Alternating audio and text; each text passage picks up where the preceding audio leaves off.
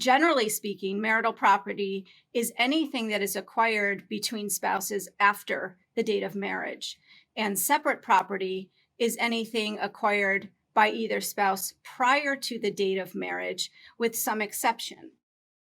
When dividing property in divorce, is all property the same? And what about things you owned before you even got married? We're going to find out right now on this episode of Ask the Lawyer.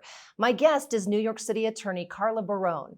I want to remind you that if you want to ask Carla questions about your situation, it's easy. Go to askthelawyers.com, click the button up top that says Ask a Lawyer, or you can always call the phone number you'll see at the top of your screen. Carla, thanks for joining us today. Thanks for having me, Molly.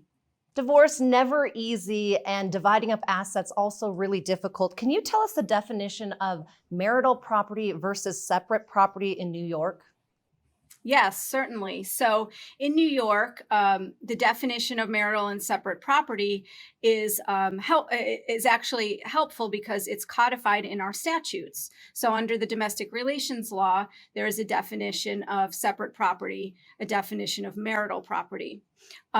Generally speaking, marital property is anything that is acquired between spouses after the date of marriage, and separate property is anything acquired by either spouse prior to the date of marriage, with some exception.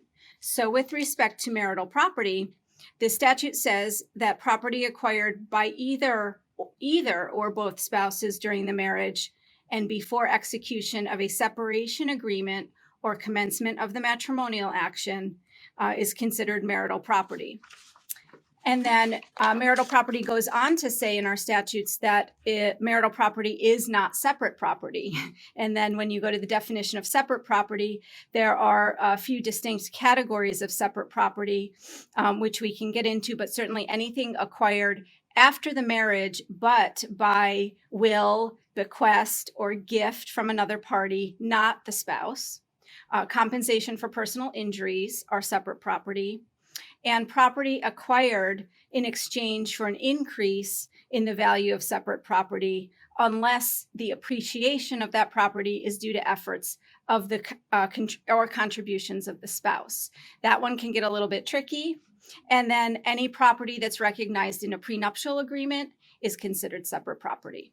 So can separate property ever turn into marital property? And can you give us some examples if this can happen? Yes. Yes, absolutely. Separate property can turn into marital or otherwise be what's known as commingled with marital property. A very good example of this is a bank account. For instance, let's say Joe has a bank account before marriage. That's his separate property. And he marries Annie. And after marriage, Joe continues or starts to deposit his paycheck into his separate property account. What he has done is he has commingled marital funds, his paycheck, with that of his separate property bank account, and therefore, to a certain extent or in full, his spouse Annie can claim that that is no longer separate property, that it is now commingled with marital funds and therefore marital property. All right, let's talk about the family home. It's the most common form of marital property. But what if the house is titled only in one spouse's name? Does the other spouse have any claim on the home?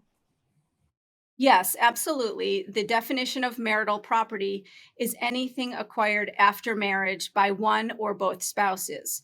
So New York does not look at title to determine whether it's marital or separate, but rather looks at the date of acquisition of the property and its treatment during the marriage. So if a marital home was purchased after the marriage, but only one spouse is titled on it, that does not mean it belongs solely with the titled spouse.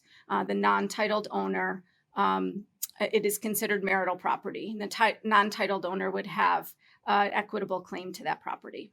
And is marital property always divided 50-50 among each person? That is determined by several factors in the equitable distribution law. The answer is no. Equitable does not always mean equal. There's case law in New York with respect to that very theory, which is equitable doesn't always mean 50-50. There are now 16 factors in the equitable distribution law to determine how a court would apportion the marital estate and essentially divide it. And in considering all of those factors, the duration of the marriage is a very strong one. Generally speaking, the longer the marriage, the closer to that 50-50 division you can expect. But also the property and income that the parties had coming into the marriage is a factor.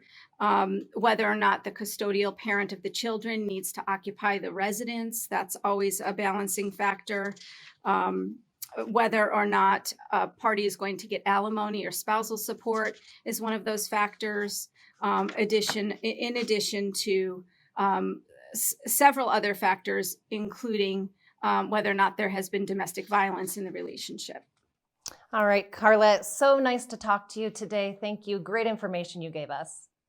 Thank you. And that's going to do it for this episode of Ask the Lawyer. My guest has been lawyer Carla Barone. I want to remind you, if you'd like to ask Carla questions about your situation, go to askthelawyer.com, click the button at the top of the page that says Ask a Lawyer, and it will walk you through the very simple process. Thanks for watching. I'm Molly Hendrickson for Ask the Lawyers.